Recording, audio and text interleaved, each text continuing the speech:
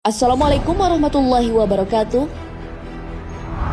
Sahabat beriman, hampir setiap hari dan di berbagai tempat kita mendengar musik. Dari dulu, musik sudah mengundang pendapat pro dan kontra. Ada yang mengharamkan, namun ada juga yang membolehkannya. Lalu musik yang seperti apa yang diharamkan? Adakah musik yang dibolehkan? Dan bagaimanakah Rasulullah SAW menanggapi musik di zamannya? Musik itu haram? Pengharaman dan pembolehan musik sudah menjadi perdebatan dari dulu hingga kini. Dalam hadis Rasulullah SAW, pengharaman alat musik disandingkan dengan zina, khamar, dan sutra. Akan ada sebagian dari umatku yang menghalalkan zina, sutra, dan minuman keras serta alat musik. Hadis riwayat Bukhari. Larangan zina sudah sangat jelas. Siapa yang menghalalkan berarti ia keluar dari iman. Allah Subhanahu wa Ta'ala secara tegas melarangnya dalam Al-Quran. Dan janganlah kamu mendekati zina, karena sesungguhnya zina itu adalah perbuatan yang keji dan seburuk-buruk jalan yang ditempuh oleh seseorang. Al-Quran Surah Al-Isra ayat 32. Hal itu juga berlaku untuk khamar atau minuman yang memabukkan. Wahai orang-orang yang beriman, sesungguhnya minuman keras, berjudi, berkurban untuk berhala, dan mengundi nasib dengan anak panah adalah perbuatan keji dan termasuk perbuatan syaitan.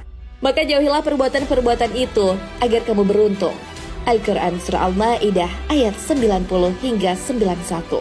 Untuk ma'azif atau alat musik terjadi perbedaan pendapat. Para ulama mengartikan ma'azif sebagai sesuatu yang melalaikan. Orang-orang mengartikannya dengan alat musik. Musik yang diharamkan. Sebelum mengharamkan musik, perlu disimak penjelasan Imam Al-Ghazali dalam kitabnya Ihya Ulumuddin. Ada 5 hal yang perlu diperhatikan mengenai mendengar suara seperti nasyid dan alat-alat musik. Pertama, hukum menyenandungkan lagu atau syair. Syair yang isinya pujian kepada Nabi, kepada Allah Subhanahu wa Ta'ala, atau syair yang membangkitkan keberanian dalam berjuang itu dibolehkan. Kedua, mengenai orang yang menyenandungkan. Seorang wanita yang menyenandungkan qasidah tapi bergoyang pinggul atau berlenggak-lenggok sehingga membangkitkan syahwat, itu jelas terlarang. Ketiga, perihal tempatnya. Selawatan tapi di tempat yang ada minuman keras. Laki-laki dan perempuan berpakaian tapi bak telanjang, itu merendahkan selawatan. Yang keempat, waktunya. Selawatan saat semua orang tidur itu namanya mengganggu orang.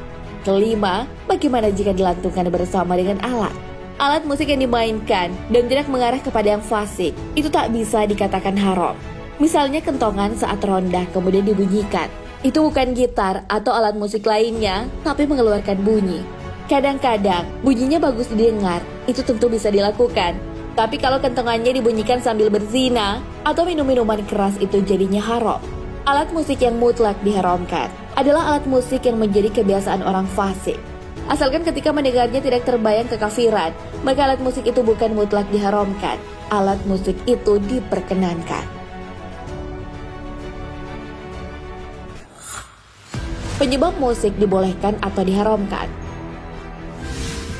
Mengenai alat musik, Habib Ali Al-Jufri juga memberi penegasan mengenai ini. Diharamkan bukan dari alatnya tapi dampaknya. Beliau berkata, lebih dari 30 ulama besar ahli sunnah wal jamaah dari 4 mazhab berpendapat hukum mendengar musik tidak tergantung pada alatnya, tapi hukumnya tergantung pada dampak yang ditimbulkan bagi orang yang mendengarkan. Jika dampaknya positif, maka menikmati musik boleh. Tapi kalau dampaknya negatif, hukum mendengarkan musik haram. Hukum musik bergantung pada cara menikmatinya. Jika mendengarkan musik sambil mabuk-mabukan atau sarana melakukan kemaksiatan, jelas itu haram. Sejalan dengan itu, Imam Al-Ghazali memberikan pendapat bahwa semua hadis mengenai keharaman musik bukan karena musik itu sendiri, tapi adanya faktor eksternal seperti tarian perempuan, khamar, judi, maupun bentuk maksiat lainnya. Ciri inilah yang membuat Nabi SAW melarang musik. Jika faktor-faktor itu tak ditemukan saat mendengar musik, berarti musik boleh. Imam Al-Ghazali juga menjelaskan bahwa masalah haram adalah perkara hukum syariat. Karena itu, sesuatu bisa dihukumi haram melalui 2 hal, yaitu dalil dan analogi atau kias. Beliau menjelaskan bahwa musik adalah bunyi yang terstruktur yang timbul dari benda mati. seperti terompet, tabuhan, atau gitar. Musik juga bisa berasal dari makhluk hidup, seperti manusia atau burung. Musik didengarkan dengan indera pendengaran. Kalau musik itu enak didengar, indera itu akan menyampaikan kepikiran bahwa musik itu nyaman didengar, begitupun sebaliknya. Dari sini, kita bisa melihat kalau mendengar musik itu salah satu aktivitas dari 5 indera kita. Kalau musik yang enak didengar itu haram, berarti bau makanan enak, bau parfum, pemandangan indah juga haram. Musik adalah cernaan bagi indera pendengaran. Sama halnya, bau wangi bagi indera penciuman, dan warna yang indah bagi indera penglihatan. Cara Rasulullah SAW menanggapi musik. Secara terang-terangan, Rasulullah SAW tak pernah mengharamkan musik. Musik pernah dimainkan di rumah Rasulullah SAW dan beliau tidak melarangnya. Dari Aisyah radhiyallahu an berkata, suatu hari Abu Bakar masuk ke rumah Rasul. Di sana ada 2 jariah yang sedang bernyanyi dengan memainkan rebana. Mereka sudah biasa bernyanyi, sedangkan Rasulullah terhalang dengan tirainya. Abu Bakar melarang keduanya, sehingga Rasulullah SAW membuka tirai sambil berkata, biarkan mereka berdua, wahai Abu Bakar, karena masing-masing kaum memiliki hari raya, dan ini adalah hari raya kita. Hadis riwayat Bukhari dan Muslim.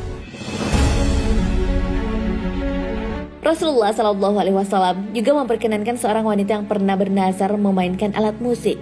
Diceritakan suatu hari, Rasulullah pulang setelah berperang, lalu datang salah seorang budak perempuan dan mengatakan, telah bernazar, jika Nabi pulang dengan selamat, maka dia akan memukul daf di depan Nabi dan bernyanyi. Nabi bersabda, kalau memang begitu, ya lakukanlah. Tapi jika tidak bernazar, jangan. Hadis riwayat Tirmizi. Dan sahabat beriman, itulah penjelasan mengenai haram atau tidaknya musik. Musik diharamkan apabila digunakan untuk kemaksiatan. Misalnya, membunyikan musik atau memukul alat bersamaan dengan minuman khamar atau berzina. Namun jika musik itu bisa membangkitkan hal-hal positif, itu dibolehkan. Musik bukanlah hal baru, itu sudah ada di zaman Nabi SAW. Bahkan saat ada pernikahan, beliau mempertanyakan ketidakadaan musik. Nabi SAW bersabda kepada Aisyah, wahai Aisyah, tidak adakah kalian mempunyai hiburan atau nyanyian? Sesungguhnya, orang-orang Ansor menyukai hiburan atau nyanyian. Hadis riwayat Bukhari dan Muslim. Wallahu a'lam bishawab. Sahabat beriman, jangan lupa berbagi informasi dengan share video ini, karena sebaik-baik manusia adalah yang paling bermanfaat bagi manusia. Wassalamualaikum warahmatullahi wabarakatuh.